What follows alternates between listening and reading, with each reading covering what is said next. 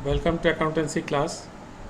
आज हम आपको ये बताएंगे कि जब किसी पार्टनर का डेथ हो जाता है तो उस साल उसको प्रॉफिट का हिस्सा कैसे दिया जाता है। जैसे पूरे साल तक तो रन नहीं किया, बीच में कभी उसका डेथ हो गया तो उस डेथ दिन तक का उसको प्रॉफिट दिया जाता है। तो उसका कैलकुलेशन कैसे करना है ये हम आपको आज सिखाने वाले हैं। तो चलिए क्लास शुरू करते हैं।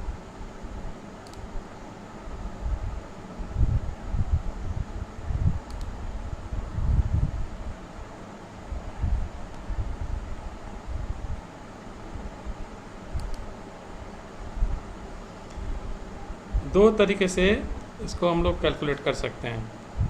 तो एक तरीका ये है टाइम बेसिस पे और दूसरा है सेल्स बेसिस। तो टाइम बेसिस पे हम लोग ये देखते हैं कि कितने दिन तक वो जीवित रहा, उतने समय के लिए जो लास्ट ईयर या 2-3 साल के एवरेज प्रॉफिट के बेस पे उसको प्रॉफिट के शेयर देते हैं। एक तो ये तरीका होता है और दूसरा होता है सेल्स बेसिस। इसमें हम लोग ये देखते हैं कि लास्ट ईयर का सेल्स या एवरेज सेल्स 2-3 साल का वो हमारा बेसिस होता है, और इस प्रेजेंट ईयर में कितना सेल हुआ उस बेसिस पे उसको हम लोग प्रॉफिट देते हैं। तो इसको हम लोग देखें इसका फॉर्मूला क्या होता है। पहले तो जो टाइम बेसिस पे हम लोग कैलकुलेट करते हैं उसके लिए फार्मूला ये है कि शेयर ऑफ प्रॉफिट हम लोग ले लेते हैं उसका होल ईयर का, या लास्ट एवरेज जो होता है लास्ट 2-3 साल का, जो भी कहा जाएगा क्वेश्चन में, या पिछले साल का प्रॉफिट। तो उसमें उसका जो शेयर होता है इनटू जितने मंथ तक वो जीवित था और अपॉन 12 ये निकाल लेते हैं। इसमें कंडीशन ये है कि या तो वो last day of the month उसका डेथ हो या नेक्स्ट मंथ के फर्स्ट डे, तो दोनों ही एक ही तरह से हम लोग लेते हैं इसको। जैसे 31 मई में डेथ हो या 1 जून, दोनों ही हालत में हम लोग 2 मंथ्स काउंट करेंगे। तो 1 जून को काउंट नहीं करेंगे उसमें, तो उसमें मान लेंगे अप्रैल और मई 2 महीना हुआ वो लेते हैं। या अगर किसी और डेट में हो,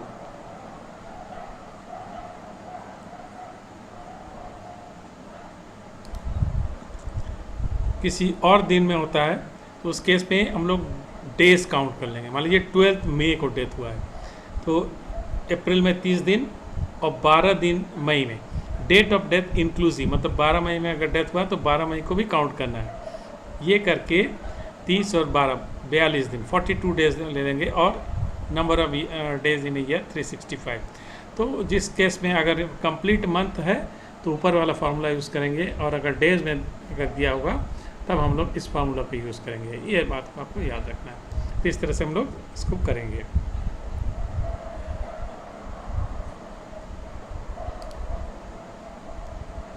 अब हम लोग देखते हैं सेल्स बेसिस पे कैसे, उसके लिए क्या फार्मूला है। उसके लिए भी last year DP share of profit, तो लास्ट ईयर लीजिए या एवरेज 2-3 साल का, जैसा कहा जाएगा क्वेश्चन में, एवरेज के हमें से एवरेज लेंगे, या लास्ट ईयर अगर रहेगा तो वो ले लीजिए। और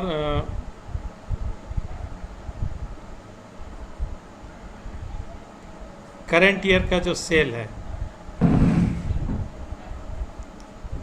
वो ले लीजिए, और लास्ट ईयर में सेल कितना है वो ले लीजिए।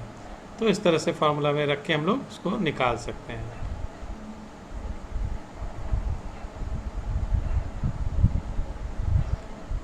और उसके बाद जर्नल एंट्री क्या करते हैं ये भी देख लीजिए। इसमें हम लोग ये profit and loss suspense account debit करते हैं, और डीपी जो है डिसीज पार्टनर के कैपिटल अकाउंट में इसको क्रेडिट देते हैं। तो ये इसका जर्नल एंट्री हो जाती है।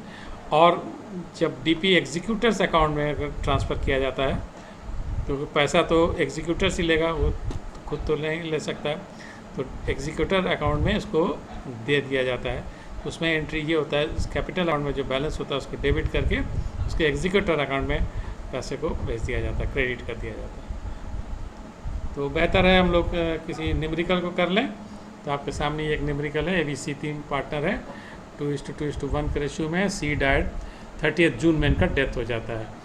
तो लास्ट ईयर इनका प्रॉफिट है 5 lakh, profit of the firm है इनका, अपना नहीं पूरा फर्म का। और सेल उसी पीरियड में लास्ट ईयर में 12 लाख है।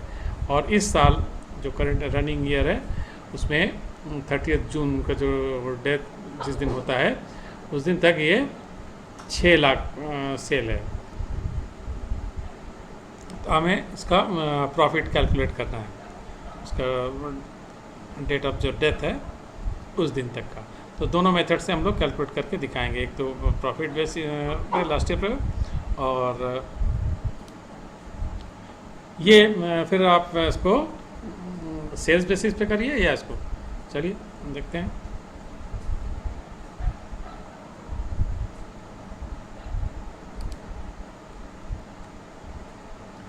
पहला केस हम लोग इसको लेते हैं। तो इसका शेयर है 1/5 और लास्ट ईयर का जो प्रॉफिट है फर्म का 5 लाख है, तो उसका हिस्सा होता है 1 लाख।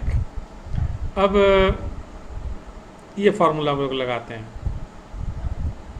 फार्मूला ये है, पता आपको, तो 3 मंथ्स है, अप्रैल मई जून, 3 महीना हो गया, और 1 लाख उसका हिस्सा है। तो ये ऐसा करके 25,000 आ गया स्ट्रेट वे। और ऐसा ये समझ में आ रहा है आपको कि कोई कॉम्प्लिकेशन नहीं है।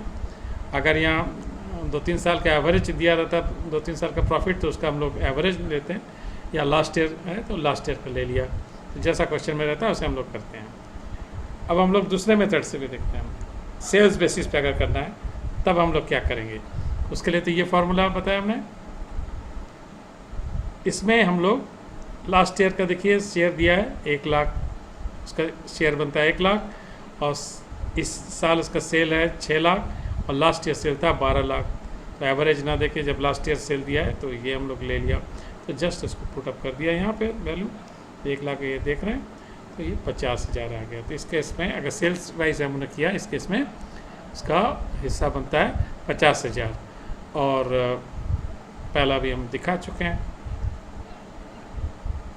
तो इसका जर्नल एंट्री भी पास करना है, तो ये भी देख लीजिए। तो पहला केस में जब 25,000 आया था, तो ये profit and loss suspense account debit 25,000 to DP capital, मतलब यहाँ पे सी होना चाहिए था, तो सी कैपिटल अकाउंट 25,000 ये कर दीजिए। और इस केस में सी के कैपिटल अकाउंट आप 50,000 दे देंगे, तो ये काम आप कर सकते हैं। तो आशा है कि समझ में आ रहा है। तो इसी के साथ हम लोग क्लास समाप्त करेंगे। आशा आपको ये प्रोसेस समझ में आ गया है। धन्यवाद।